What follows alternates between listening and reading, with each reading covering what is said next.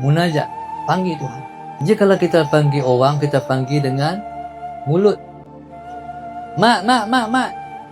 Sampai dia minum. Ya. Dengan Tuhan, Tuhan kena panggil dengan hati. Dia kena panggil dari dalam.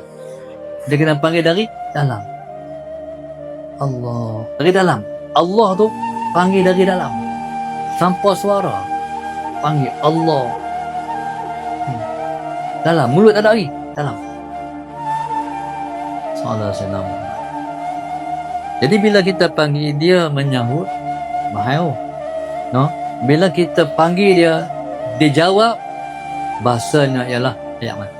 Faham? Bahasa dia ialah ayat mata. Waktu tu subhanallah, mulut tak ada kata-kata, tapi yang ada hanyalah ayat mata.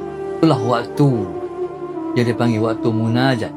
Maka sebab itu bahagia kita di dunia, syurga kita semua di dunia ialah waktu munajat dengan Allah.